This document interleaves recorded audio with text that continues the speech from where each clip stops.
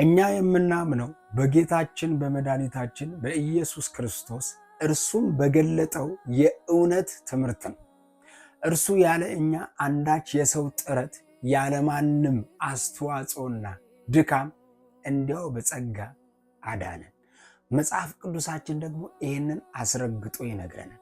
ጸጋው በእምነት አድኗችኋልና ይህም ስጦታ የእግዚአብሔር ነው እንጂ ከእናንተ አይደለም፣ ማንም እንዳይመካ ከስራ አይደለም ይላል ታላቁ መጽሐፍ።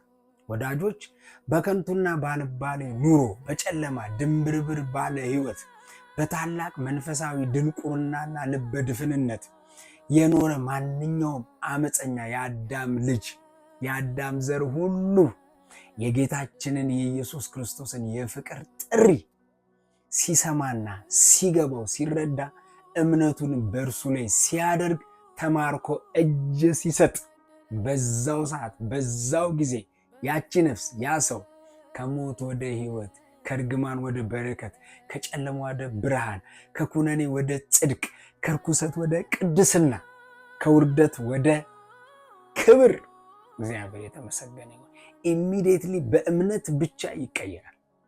ይህ እንዴት ያለ ታላቅ ጸጋ መሰላችሁ!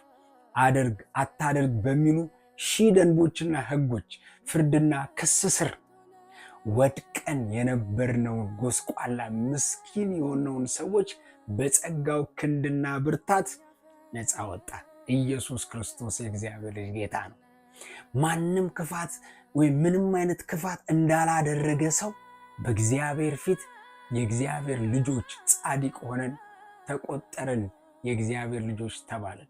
ወንጀለኛነታችን፣ ድካማችን፣ ኃጢአታችን፣ ስንፍናችን፣ ውድቀታችን፣ እርግማናችን ሁሉ እንከን የለሹ ክርስቶስ ላይ ሲያርፍ እኛ ጻድቅ፣ ቅዱስ የእግዚአብሔር ልጆች ተባለን።